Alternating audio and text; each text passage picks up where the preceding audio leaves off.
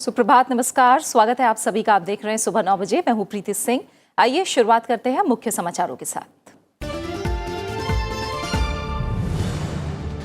पाकिस्तान के खिलाफ निर्णायक लड़ाई जीतने के लिए सभी विकल्पों का इस्तेमाल करेगा भारत। पुलवामा हमले को लेकर वित्त मंत्री अरुण जेटली का सख्त संदेश, कहा बेहद गुस्से में भारत, जिम्मेदारी कबूल करने के बाद नहीं होती सबूत की जरूरत।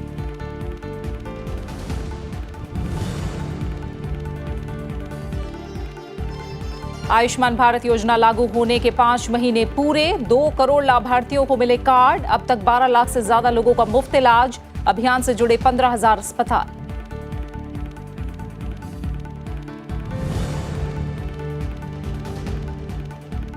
असम में जहरीली शराब से 34 लोगों की मौत के बाद मुख्यमंत्री ने दिए जांच के आदेश। गोलाघाट जिले के 2 एक्साइज अधिकारी निलंबित, 2 आरोपी गिरफ्तार। अवैध शराब के कारोबार पर रोक से जुड़ा विधेयक उत्तराखंड विधानसभा से पारित।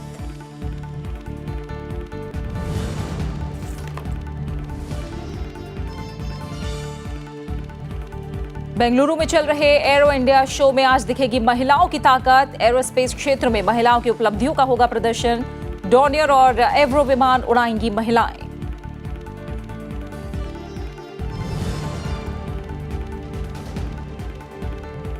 और वर्ल्ड कप शूटिंग चैंपियनशिप के पहले दिन अपूर्वी, अंजुम और इल्वेनिल पर निगाहें। 35 भारतीय समेत 60 देशों के 500 निशानेबाज ले रहे हैं हिस्सा। दांव पर 14 ओलंपिक कोटे।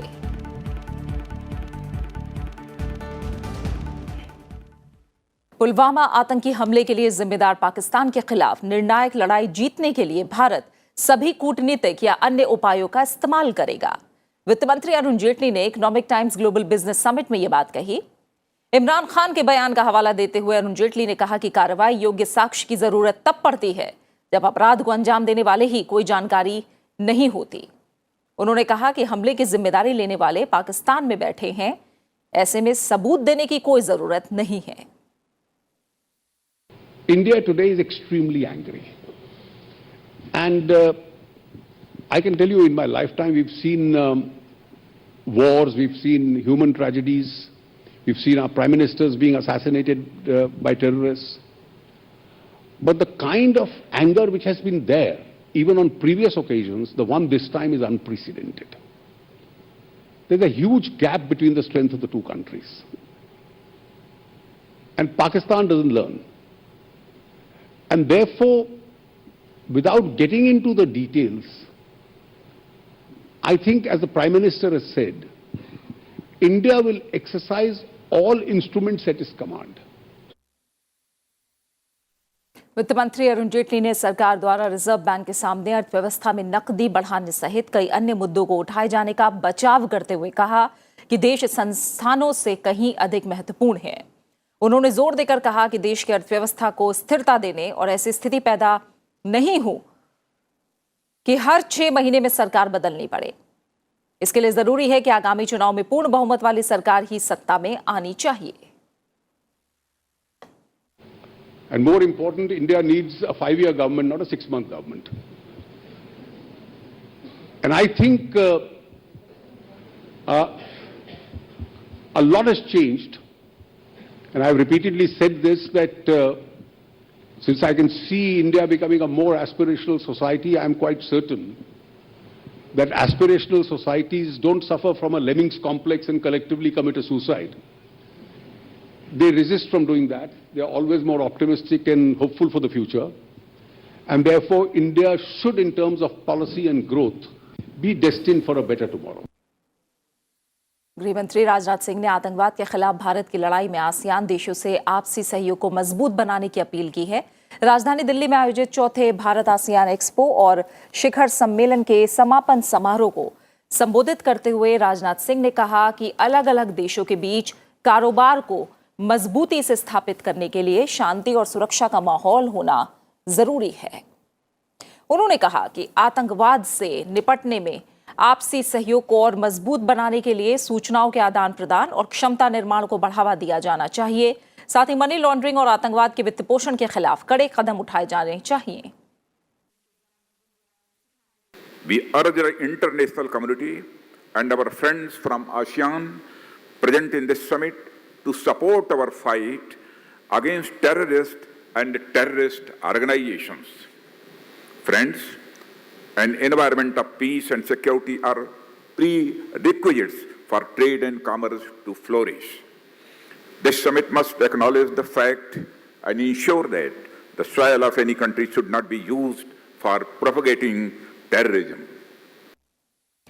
वहीं अमेरिकी राष्ट्रपति डोनाल्ड ट्रंप ने कहा है कि पुलवामा आतंकी हमले के बाद भारत और पाकिस्तान के बीच खतरनाक हालात बन गए हैं। अमेरिकी राष्ट्रपति डोनाल्ड ट्रंप ने ओवल ऑफिस में मीडिया से बात करते हुए कहा कि दोनों देशों के बीच बहुत खतरनाक स्थिति है। उन्होंने कहा कि भारत कड़ी कार्रवाई पर विचार कर रहा है।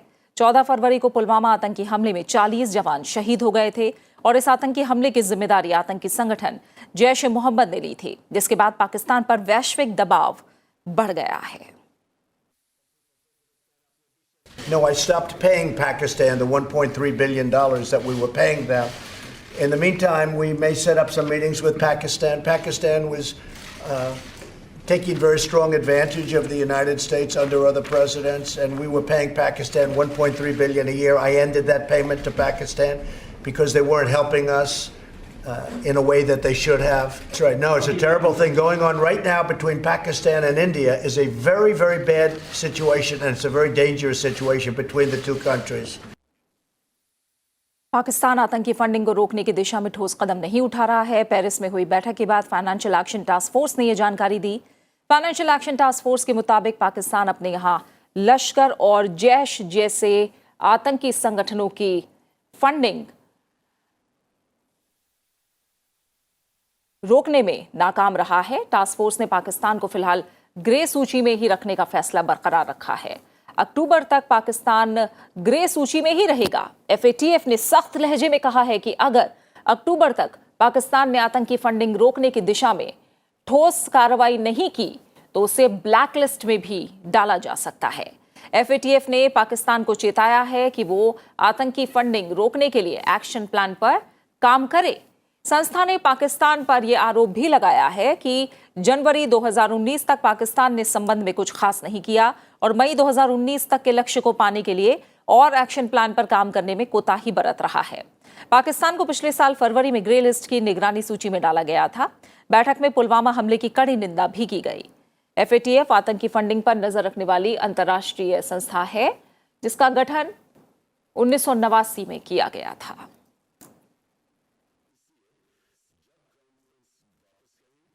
पुलवामा हमले के बाद अंतर्राष्ट्रीय समुदाय की नाराजगी झेल रहा पाकिस्तान दबाव में है। पुलवामा आतंकी हमले के बाद अंतर्राष्ट्रीय समुदाय के बढ़ते दबाव के बाद पाकिस्तान ने आतंकी संगठन जैश के बहावलपुर मुख्यालय को अपने नियंत्रण में ले लिया है। पाकिस्तान के आंतरिक मंत्रालय के मुताबिक पंजाब पुलिस ने बहावलपुर में मदरसातुल साबिर और जामा मस्जिद सुभानअल्लाह में एक परिसर को अपने नियंत्रण में ले लिया है। इसके अलावा सरकार ने जैश के मुख्यालय और इसके मामलों के प्रबंधन के लिए एक प्रशासक नियुक्त किया है। ये कार्रवाई प्रधानमंत्री इमरान खान की अध्यक्षता में गुरुवार को हुई राष्ट्रीय सुरक्षा समिति की बैठक में लिया गया है।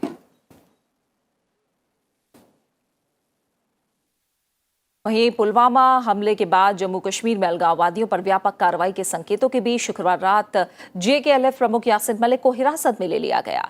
राज्य में पुलिस और अर्धसैनिक बलों को हाई अलर्ट पर रखा गया है। इससे पहले कश्मीर प्रशासन द्वारा अलगाववादी नेताओं की सुरक्षा को वापस ले लिया गया था। इस बीच गृह मंत्रालय ने कश्मीरी लोगों की सुरक्षा को लेकर एडवाइजरी जारी की है। मंत्रालय ने सभी राज्यों और केंद्र शासित प्रदेशों को उनकी सुरक्षा सुनिश्चित करने के लिए आवश्यक उपाय करने के लिए कहा है।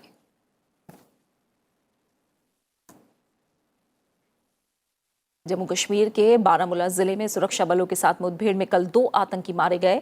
सुरक्षा बलों को सोपोर के वारपोरा इलाके में आतंकियों के छिपे होने की खबर मिली थी। सुरक्षा बलों ने आतंकियों को पकड़ने के लिए इलाके में अभियान चलाया था, जिसके तहत सोपोर और उसके आसपास इंटरनेट सेवाएं बंद कर दी गईं। मारे गए आतंकियों के पास से हथियार और गोला बारूद बरामद हुआ है। वहीं उत्तर प्रदेश ATS ने कल सहारनपुर जिले से जैश के 2 संदिग्ध आतंकियों को गिरफ्तार किया, जिन्हें 2 दिन की ATS के रिमांड पर भेज दिया गया है। यूपी ATS ने इन संदिग्धों को देवबंद से कल हिरासत में लिया, जहां ये लोग छात्र बनकर रह रहे थे। जबकि इन्होंने इलाके से किसी भी शिक्षण संस्थान में दाखिला नहीं लिया हुआ था। आरोप है कि ये संदिग्ध आतंकी इलाके के युवाओं को आतंकी गुट जैश के साथ जोड़ने की कोशिशों में थे।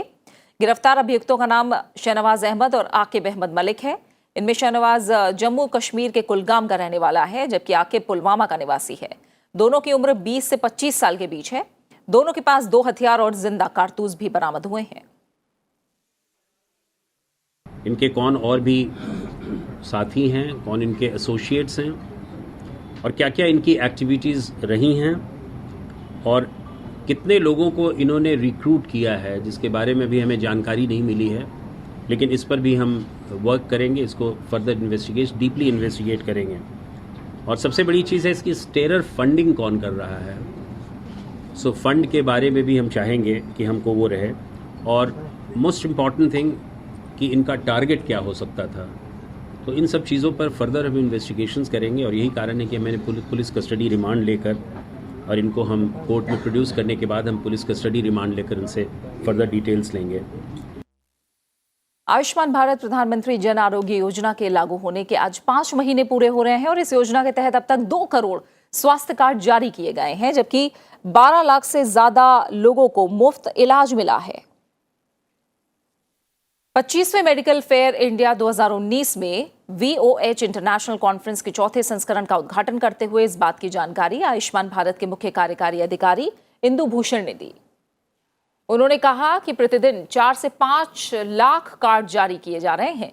15,000 अस्पताल इस अभियान से जुड़े हैं, जिनमें से 15% अस्पताल निजी अस्पताल हैं।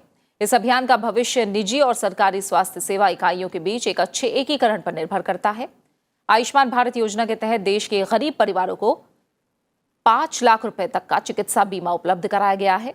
देश के 10 करोड़ परिवारों को योजना का लाभ मिलेगा। आयुष्मान भारत कार्डधारी परिवार के सदस्य योजना से जुड़े किसी भी सरकारी या निजी अस्पताल में अपना इलाज करा सकते हैं। प्रधानमंत्री नरेंद्र मोदी आज प्रवासी भारतीय भवन में 190 देशों के प्रतिनिधियों से मुलाकात करेंगे। इस मौके पर विदेश मंत्री सुषमा स्वराज भी मौजूद रहेंगी। इससे पहले विदेश राज्य मंत्री वीके सिंह के नेतृत्व में प्रतिनिधिमंडल ने प्रयागराज में कुंभ मेले का दौरा किया था। विदेशी प्रतिनिधियों ने संगम में स्नान किया और संस्कृति ग्राम में सांस्कृतिक कार्यक्रमों में हिस्सा लिया। इस कुंभ में विदेशी प्रतिनिधियों की ये तीसरी यात्रा है। प्रधानमंत्री नरेंद्र मोदी आज राजस्थान के टोंक में विजय संकल्प सभा को संबोधित करेंगे। जनसभा के लिए सभी तैयारियां पूरी कर ली गई हैं। जनसभा को लेकर बीजेपी कार्यकर्ताओं में खासा उत्साह है। प्रधानमंत्री की इस रैली को लेकर सुरक्षा के पुख्ता इंतजाम किए गए हैं। वहीं बीजेपी अध्यक्ष अमित शाह आज उत्तर प्रदेश के गोरखपुर के दौरे पर हैं। अमित शाह आज बीजेपी किसान मोर्चा के राष्ट्रीय अधिवेशन का उद्घाटन करेंगे। अमित शाह अधिवेशन को संबोधित भी करेंगे। वहीं समारोह में गृह मंत्री राजनाथ सिंह और केंद्रीय कृषि मंत्री राधा मोहन सिंह भी शामिल होंगे। प्रधानमंत्री नरेंद्र मोदी कल इस अधिवेशन में शामिल होंगे और किसान सम्मान निधि योजना का शुभारंभ करेंगे। उत्तर प्रदेश के मुख्यमंत्री योगी आदित्यनाथ 2 दिवसीय सम्मेलन में हिस्सा लेंगे। वहीं लोकसभा चुनाव के मद्देनजर कांग्रेस अध्यक्ष राहुल गांधी कल आंध्र प्रदेश पहुंचे। राहुल गांधी अपने 1 दिवसीय दौरे पर तिरुपति बालाजी के दर्शन करने भी पहुंचे। इस दौरान उन्होंने तिरुपति बालाजी मंदिर में पूजा अर्चना की। इस दौरान एक रैली को संबोधित करते हुए उन्होंने कहा कि अगर उनकी सरकार केंद्र में आई तो वो निश्चित ही विशेष दर्जा देंगे। असम में 34 लोगों की मौत जहरीली शराब पीने की वजह से हुई है। इस बीच गोलाघाट जिले के 2 एक्साइज अधिकारी निलंबित कर दिए गए हैं। मुख्यमंत्री सर्बानंद सोनोवाल ने मामले की जांच के आदेश दिए हैं। जांच का जिम्मा ऊपरी असम के डिविजनल कमिश्नर को दिया गया है। साथ ही 1 महीने में सरकार को रिपोर्ट सौंपने का निर्देश भी दिया गया है। फिलहाल मामले में 2 लोगों को गिरफ्तार किया गया है। शराब के सेवन से 50 लोगों की सेहत भी बिगड़ी हुई है। उनका गोलाघाट और जोरहाट जिले के अस्पतालों में इलाज चल रहा है। ये घटना के ऊपर एडिशनल कमिश्नर एक्साइज के लीडरशिप में 4 मेंबर का एक टीम गठन किया है, हाई लेवल टीम। ये हाई लेवल टीम अभी गुवाहाटी से रवाना हुआ है गोलाघाट, जहाँ पे ये घटना हुआ है। उसमें इंक्वायरी करके 3 दिन के अंदर में उनका इंक्वायरी रिपोर्ट सबमिट करने के लिए मंत्री ने कठोर निर्देश दिया है। और उनके साथ साथ वो एरिया का 2 आबकारी ऑफिसर को सस्पेंशन कर दिया गया है। इधर उत्तराखंड विधानसभा में कल आबकारी अधिनियम में संशोधन को पारित कर दिया गया, जिसमें अवैध शराब के निर्माण, बिक्री और परिवहन के लिए कड़ी सजा का प्रावधान किया गया है। विधानसभा सत्र के आखिरी दिन विधेयक को पारित कराने का सदन से अनुरोध करते हुए आबकारी मंत्री प्रकाश पंत ने कहा कि विधेयक में कई महत्वपूर्ण संशोधन किए गए हैं। उन्होंने कहा कि मौजूदा हालात में इसे लागू किया जाना बहुत जरूरी है ताकि अपराध करने वालों को कड़ी से कड़ी सजा मिल सके। साथ ही कहा कि अवैध शराब पीने से मृत्यु हो जाने पर अपराधकर्ता को 7 से 10 साल की सजा और 5 लाख रुपए से 10 लाख रुपए तक के जुर्माने का प्रावधान किया गया है। बेंगलुरु में चल रहे एरो शो के चौथे दिन आज खास तौर पर महिला दिवस का आयोजन किया जा रहा है। सेना और खासकर वायुसेना में महिला पायलट से लेकर वायुसेना कर्मी महिलाओं की भूमिका को इसमें सराहा जाएगा और एरोस्पेस में महिला अचीवर को सम्मानित भी किया जाएगा। इस मौके पर बैडमिंटन खिलाड़ी पीवी सिंधु भी पहुंच सकती हैं। एयरफोर्स के मुताबिक वो भारत के स्वदेशी तेजस विमान की सवारी भी कर सकती हैं। महिला दिवस के मौके पर हॉक आई ट्रेनर से लेकर मिग विमान भी महिला पायलट उड़ाएंगी। इससे पहले सेना प्रमुख ने गुरुवार को तेजस की सवारी की थी। इस विमान को उसी दिन फाइनल क्लियरेंस के बाद युद्धक विमान के तौर पर वायुसेना को सौंप दिया गया था। और आइए आज के दिन क्या खास रहेगा एरो शो में जानने के लिए हम रुक करेंगे। हमारे संवाददाता पंचनन मिश्रा हमारे साथ जुड़े हुए हैं। आज चौथा दिन है एरो शो का पंचनन, और अभी तक हम काफी करतब देख चुके हैं, लेकिन आज का दिन बेहद खास और महिला दिवस का आयोजन आज इस मौके पर। देखिए, चौथा दिन है आज। 20 तारीख को ये एरो शो शुरू हुआ था और 5 दिनों का एरो शो है। और आज का दिन महिलाओं के योगदान पर रखा गया है। महिलाओं का जो फोर्सेस में योगदान है, खासतौर पर वायुसेना में उसमें पायलट से लेकर और वायुसेना कर्मी महिलाओं की संख्या लगातार बढ़ रही है। सेना के तीनों अंगों में भी ऐसा है। तो आज उस बात को सराहने के लिए, उसको लोगों के सामने लाने के लिए महिला दिवस का आयोजन किया गया है। और इसमें खास बात यह होगी कि जो बैडमिंटन की खिलाड़ी हैं पीवी सिंधु, वो भी पहुंच सकती हैं यहाँ पर। और जैसा हमने देखा था, आर्मी चीफ ने तेजस में पीछे सीट पर बैठकर उड़ान भरी थी, वो भी यहाँ पर उड़ान भर सकती हैं और हमको देख सकता है कि आसमान में वो नजर आए। इसके साथ साथ ये भी है कि महिलाओं के मुद्दे पर एक सेमिनार होगा। जो महिला वायुसैनिक है, महिला पायलट है, और डीआरडीओ एक छात्रवृत्ति भी शुरू करने की बात कर रहा है कि जो यंग जो महिलाएं हैं उनके लिए छात्रवृत्ति हो, जिससे वो आगे बढ़ सके। तो कुल मिलाकर महिलाओं के लिए सराहने के लिए दिन है। लेकिन इससे अलग एरो शो में लोगों का उत्साह बहुत जबरदस्त देखने को मिल रहा है। लोग देखना चाहते हैं किस तरह से भारत अब स्वदेशी तकनीक से लेकर स्वदेशी रक्षा उत्पादन में आगे बढ़ रहा है। और इस बात को पूरी फोर्सेस ने, एयरफोर्स ने खासतौर पर बहुत अच्छी तरह रेखांकित करने की कोशिश भी की है। और तेजस की यहाँ पर खास चर्चा और खास डिस्प्ले हमेशा होता रहता है, वो लोगों के आकर्षण का केंद्र बना हुआ है। तो आज देखेंगे कि महिला दिवस के मौके पर एरो शो में हॉक आई ट्रेनर से लेकर मिग विमान भी आज महिला पायलट उड़ाती हमें दिखेंगी। बहुत बहुत शुक्रिया आपका पंचनन इस जानकारी को हम तक पहुंचाने के लिए। आइए अब आगे बढ़ते हैं। हवा की नमी से पानी बनाने की बात आपने कल्पना में सोची होगी, लेकिन अब ये साकार भी हो चुकी है। बेंगलुरु के एरो शो में भारत इलेक्ट्रॉनिक लिमिटेड के स्टॉल पर ऐसी मशीन है जो हवा से पानी बनाती है। स्टार्टअप से आए इस आइडिया पर बीईएल ने काम किया और आज 100 लीटर से लेकर 1000 लीटर की मशीन तैयार है। इसमें प्रति लीटर 2 रुपए से कम की लागत आ रही है। हमारे साथ है भारत इलेक्ट्रॉनिक्स लिमिटेड के डायरेक्टर।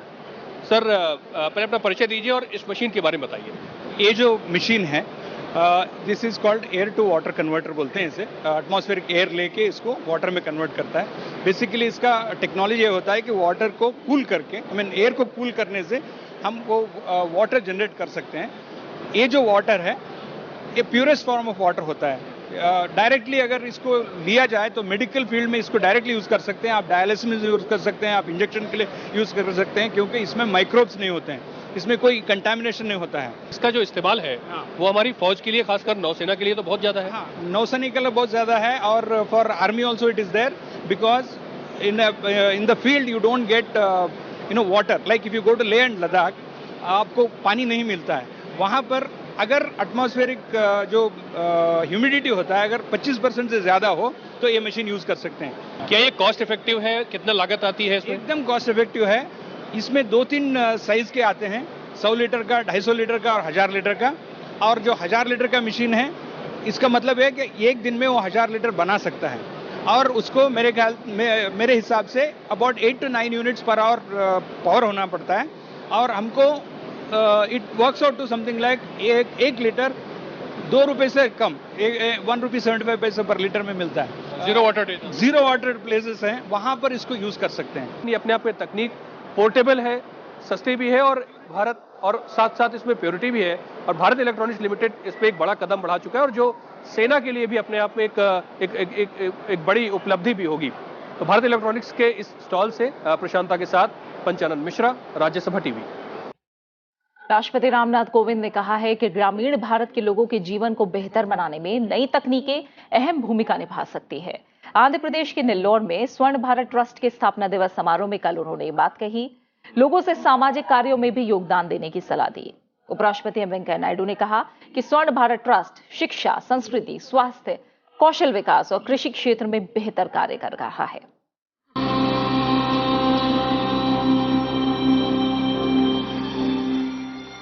आंध्र प्रदेश के नेल्लोर में शुक्रवार को स्वर्ण भारत ट्रस्ट के 18वीं वर्षगांठ समारोह का आयोजन किया गया। इसमें राष्ट्रपति रामनाथ कोविंद और उपराष्ट्रपति एम वेंकैया नायडू समेत कई हस्तियों ने शिरकत की। अपने संबोधन में राष्ट्रपति ने स्वर्ण भारत ट्रस्ट के विचार की तारीफ करते हुए कहा कि ये महात्मा गांधी के बैक टू विलेज के सपने को साकार करने में जुटा है।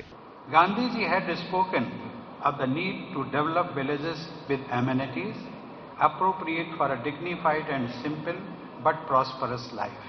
In this regard and in our endeavor to enhance the quality and dignity of life and work for those of our people who reside in villages and toil on farms, technology can be a great enabler. राष्ट्रपति रामनाथ कोविंद ने स्वर्ण Bharat trust के सामाजिक कार्यों की सराहना करते हुए कहा कि ये हम सबकी जिम्मेदारी है कि हम जो कुछ समाज से हासिल करते हैं उसे वापस भी करें।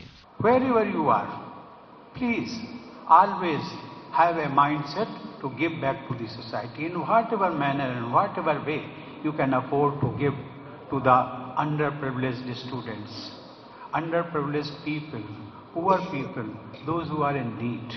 I am glad to learn that the Swarna Bharat Trust too emphasizes the use of science and technology and of innovation in helping rural communities. I am confident that with the blessings of our Vice President, this noble work will continue.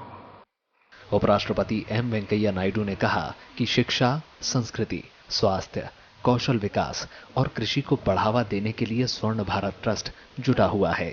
इसमें सबसे ज्यादा जोर महिला सशक्तिकरण पर दिया जाता है। Secondary, another area of trust has been imparting vocational training in upgradation of their skills, educating the farmers on new farming techniques and cultivating alternative crops and training the artisans to be self-employed are part of the wide range of activities the trust is undertaking.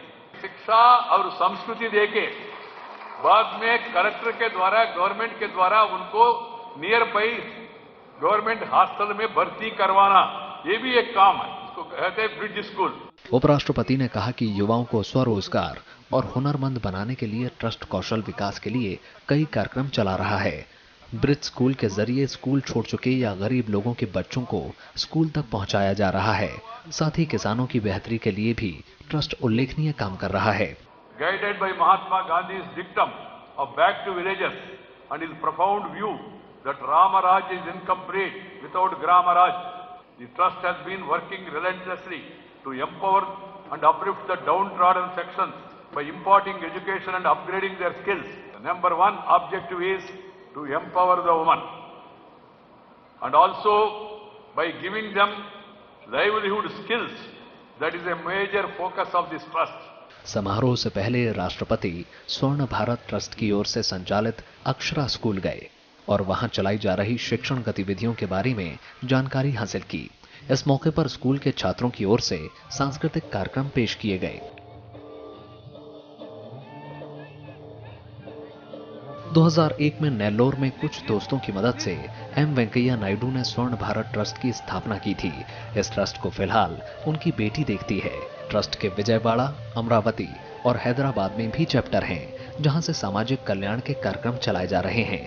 Rajkamal Rao, Rajya Sabha TV. Pulwama आतंकी हमले के बाद भारत पाकिस्तान को खेल के मैदान में भी अलग थलग करना चाहता है। पुलवामा आतंकी हमले के बाद पाकिस्तान के साथ विश्व कप में नहीं खेलने की मांग हो रही है। भारतीय क्रिकेट टीम विश्व कप में पाकिस्तान के खिलाफ मैच खेलेगा या नहीं, इस पर बीसीसीआई सरकार के साथ बातचीत के बाद फैसला लेगी।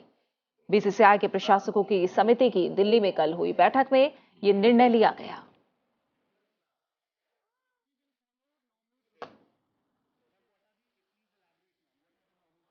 बीसीसीआई ने आईसीसी को पत्र लिखकर खिलाड़ियों की सुरक्षा और आतंक को बढ़ावा देने वाले देश के साथ भविष्य में संबंध नहीं रखने को लेकर पत्र लिखने का फैसला लिया है। आईसीसी की 26 फरवरी से 2 मार्च को बैठक होनी है, जिसमें बोर्ड अपनी बात रखेगा। आईपीएल के उद्घाटन समारोह को रद्द करके खर्च होने वाली राशि से शहीदों के परिवारों की मदद करने का फैसला किया गया है। वहीं आईएसएसएफ निशानेबाजी विश्व कप के पहले दिन आज अंजुम मोदगिल, अपूर्वी चंदेला और इल्वेनिल महिलाओं की 10 मीटर एयर राइफल में भारतीय चुनौती की अगुवाई करेंगी। चैंपियनशिप में 60 देशों के लगभग 500 निशानेबाज हिस्सा ले रहे हैं। टूर्नामेंट में 14 कोटा दांव पर लगे हुए हैं। भारत की तरफ से विश्व कप में 35 निशानेबाज हिस्सा ले रहे हैं और इसमें ओलंपिक के 14 कोटे दांव पर लगे हैं। अंजुम मोदगिल, अपूर्वी चंदेला 2020 टोक्यो ओलंपिक के लिए पहले ही कोटा हासिल कर चुकी हैं। पिस्टल शूटिंग इवेंट में राही सरनोबत 25 मीटर पिस्टल महिला इवेंट में हिस्सा लेंगी। राही सरनोबत एशियाई खेलों में स्वर्ण पदक जीतने वाली भारत की पहली महिला हैं। वहीं पूर्व विश्व नंबर 1 खिलाड़ी हिना सिद्धू और युवा ओलंपिक और विश्व कप की स्वर्ण पदक विजेता मनु भाकर भी चुनौती पेश करेंगी। जबकि एशियाई खेलों के स्वर्ण पदक विजेता सौरभ चौधरी और अभिषेक वर्मा पुरुष शूटिंग में भाग लेंगे। साथ ही राइफल निशानेबाजों की टुकड़ी का नेतृत्व भारत की पहली महिला तेजस्विनी सावंत करेंगी। उन्होंने विश्व चैंपियनशिप में स्वर्ण पदक जीता है। भारतीय महिला क्रिकेट टीम ने इंग्लैंड को 3 वनडे मैचों की सीरीज के पहले मुकाबले में 66 रनों से हरा दिया। 203 रनों के लक्ष्य का पीछा करने उतरी इंग्लैंड की टीम 41 ओवर में 136 रन पर ऑल आउट हो गई। इस जीत के साथ टीम इंडिया ने सीरीज में 1-0 से बढ़त बना ली है। और अब बात खास शख्सियत की। Venus of the silver screen के नाम से मशहूर हिंदी फिल्मों की अदाकारा मधुबाला की आज पुण्यतिथि है। मधुबाला को उनकी अदायगी और सौंदर्य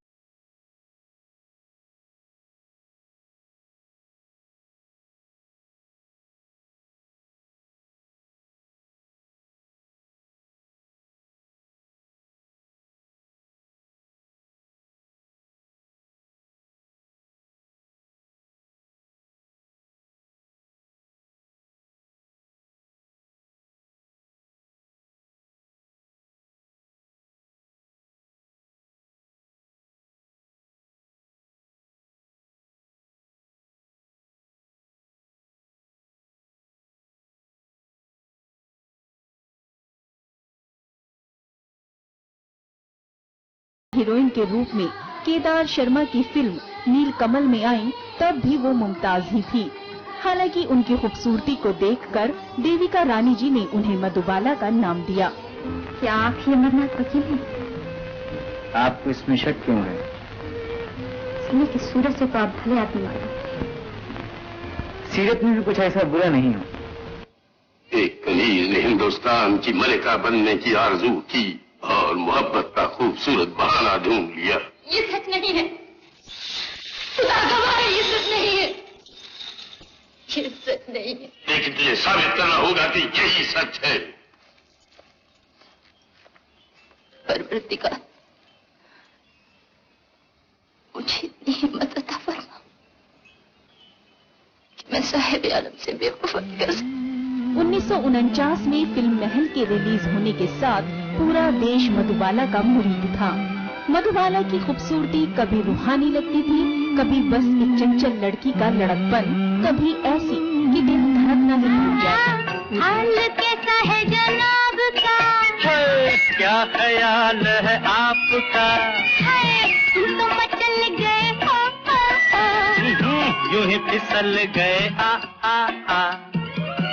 उनकी इस रेंज के पीछे छिपी थी कमाल की अदाकारी, जो मिस्टर एंड मिसेस 55, काला पानी, चलती का नाम गाड़ी और अनारकली में देखने को मिलती है। प्यार किया तो डरना क्या, जब प्यार किया तो डरना क्या, प्यार किया कोई चोरी। Bureau report, Rajya Sabha TV. और इसी के साथ फिलहाल सुबह 9 बजे की खबरों में मेरे साथ इतना ही। ब्रेक के बाद आगे विशेष में देखिए FATF शिकंजे में पाकिस्तान। नमस्कार।